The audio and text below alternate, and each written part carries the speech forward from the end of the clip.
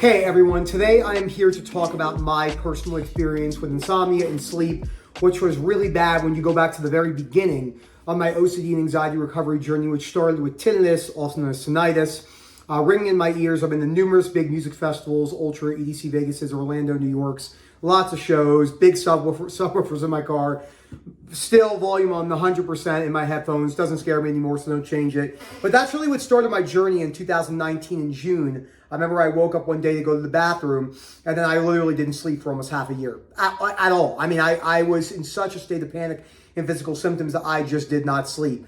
So before I go any further, please, and I didn't sleep way after that either, but that was really bad, those 6 months. Please reach out, Phil at OCDrecovery.com. We work with people in all these different types of places all over the world. Really, some of the most severe insomnia cases I've ever seen. We work hand in hand with some people who also work specifically in the insomnia and sleep space. And I'll show you what I had to do to break that down. And Phil at OCD Recovery, always remember, Phil is who you reach out to if you're looking to contact us. Phil he does a lot for the company. I don't shout him out enough, and I really appreciate what he does. So when my OCD became chronic, I maybe slept an hour to 2 hours a day for half a year, at least until December. But probably more than that, because when I got better with my tinnitus, which I was actually being quite compulsive with it whilst working on acceptance, that's when things really turned up. The heat got really bad with my sensory motor fears. Tinnitus is a form of sensory motor, but around November of 2019, maybe October, because I was in the mental hospital. That's not true, because I was in the mental hospital November 6th, 7th, 8th, 9th of 2019, because I was so, I did not want to live anymore, right? Have to be careful with the words I use, because YouTube algorithms are so ridiculous now that they flag you for saying a word that's in common usage. So good job on that one, YouTube. Get it together. So, and it sucks, because then we can't spread proper awareness on certain things and can't say certain words, which creates even more of a problem, but I won't go on my soapbox on this one. And when you look at someone who's locked into the sleep cycle, there's a couple things happening to everyone. There'll be differences from a person-to-person basis, but there are similarities between a wide group of people. Number one, the internal thermometer checking their sleep and how tired they are is automatic. That is an automatic symptom. When a girl is on their menstrual cycle, the hormonal issues, the symptoms that come from that, okay, the hormones and the cycle is the genesis, monthly or however it is for the individual female that we're talking about. The migraines, the bloating, the irritability, those are symptoms which go away. You have to wear those symptoms until the cycle is over. The automatic measuring of sleep and lack of sleepiness and or tiredness all day when you don't want to sleep, because it will flip it. At night, you'll be wide awake because you really want to sleep, and during the day, you'll be dead tired and walking around like a zombie, like in Resident Evil or another video game. Had to pull that in there for my video game fans. And that's what it does. So that internal measuring is an automatic process. The second thing is how much you're looking for sleep information. YouTube after YouTube, different organizations trying to find a way to lock down sleep. Okay, ready? There's a cloud of smoke right here, and I'm trying to catch it. It goes to my fingers. That's what it's like to catch sleep. That's not going to happen. You cannot catch sleep. It's impossible. The best sleep comes from no sleep routine at all, besides some slight basic awareness. Like for me, right? Because how I live my life now with work and exercise really early in the morning, I find that my body responds a little bit better in that 7-hour range. But for years, I slept 6. Years and years. I still sleep 6 to 6.5, probably 5 to 7, sometimes 10 days a month. So a third of the month.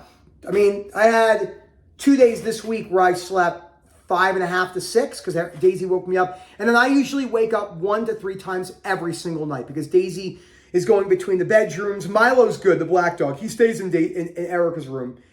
Excuse me. But then I'll wake up maybe because she licked my face. She'll do this. She'll start licking my face at 1:30 in the morning. I'm like, dude, what are you doing? So, but I have no fears of that. And I don't feel any of the extreme tired sensations outside of the normality. I don't even like using that because there is no normal. You can't quantify this scientifically on what's a normal amount of energy levels. It's just not good. And what happens is once you start labeling these things that don't need to be labeled, you're in really big trouble because you go, well, this is optimal improper awakeness, and this is optimal improper tiredness. That's a big mistake. So you're Googling, you're researching, you're trying to find a way out. And the third thing I see that most people do incorrectly is all the sleep aids, right? Extreme sleep medications. Always speak to your doctor, but usually gonna fuel that fear cycle, okay? In many ways. The calm apps, the meditation at night to go to sleep. Again, meditation, calm apps, not inherently bad. It's the purpose on why you're using them. I used to meditate every night before I went to sleep, and when I cut that meditation, all that happened was my anxiety and physical symptoms went up because I was relying on those and it wasn't good. Melatonin. Is melatonin inherently bad? Of course not. Your body makes melatonin, but the problem is you're going to have to probably go 30, 60 days without taking melatonin and then see how you feel. What? I can't do that. There's no way. I need my melatonin. Why do you think Rob gave me different exposures from the very beginning of not going to the gym 30 days, 3 weeks here to show myself I don't need exercise in order to accept myself? The same thing. You don't need these medications or sleep supplements in order to lock down sleep. How many people do I meet that recover from insomnia and sleep-related fears that are on sleep medications? That many. Again, I did it again. Zero. I haven't met them. I have to be blunt about that. I'll say it again. I have not met someone with unconditional life, primarily life acceptance, and some self in there as well. If there's health-related fears, which we're going to talk about that in a second, what if I die early and stuff like that, having to take the risk, who take a boatload of sleep supplements and they build their entire life schedule around sleep. I haven't met that person yet. Are they out there? Maybe. I haven't met them, and I work with a lot of people. We all do. So I don't say this all in the first call. I'm just saying this in a YouTube video because it's very difficult for people to hear this without getting angry, because they're like, you're basically telling someone that everything that they've been doing is incorrect, which is hard. So you have to slowly drip that in. So what you have to do is outside, I'm not going to go into the basics of reading the books, etc. I want to talk about the bedroom in of itself.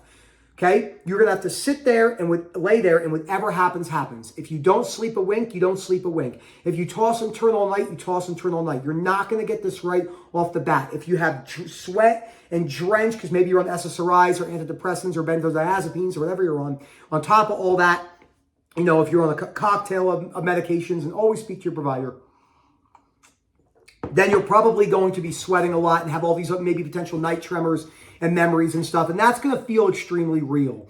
So you're going to have to get used to those symptoms being there as you break this down over a long-term period of time without putting any deadline or timeline on it. I don't think about sleep at all. Nothing. Zero. The only time I think about sleep is if it's getting really late and like I have to wake up at 4:30. Let's say it's maybe 10:45. And I think, shit, less than 6 hours of sleep tonight. That's it. It's the only thought that goes through my mind. Nothing else. Not about how I'm going to feel in my bed. It's funny. When we moved into our new place, my bed frame is super creaky. So I have this. Let's actually go. We'll go and look. This will be hilarious. And I'll try to keep the video on the sideways thing and continue looking so don't turn it. Okay, so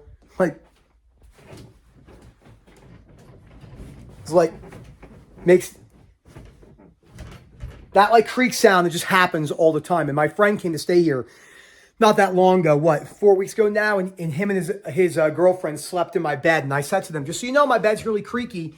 And people are like, why don't you fix that? I'm like, because I don't really care enough to fix it. I just accept it for what it is and I just go with it.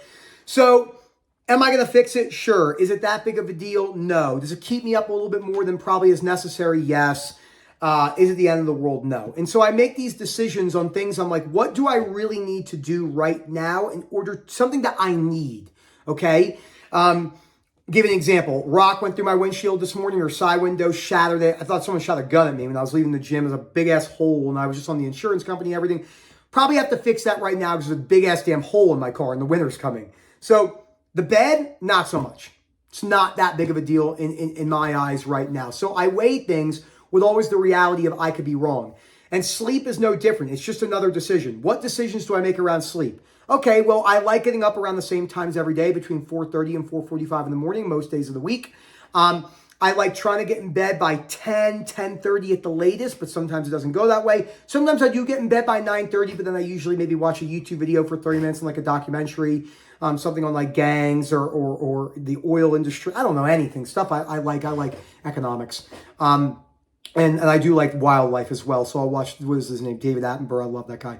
So stuff like that. But I don't have any rules on screens. I'm not saying it's not it's the healthiest option. I just use my screens as I go to bed, and it doesn't really affect me. Well, you just told me you wake up 1 to 2, 3 times a night. You're right. So maybe it does affect me, but I still don't care.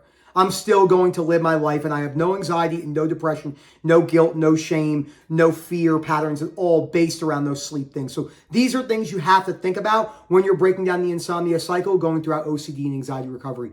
Thank you so much. Always remember, phil@ocdrecovery.com. Please reach out. We are here to help you. Thank you again for all the support. Please comment down below. The comments are going out of control. I try to respond to as many as I can within reason, which is usually all of them, and we'll go from there. Enjoy the rest of your day, everyone.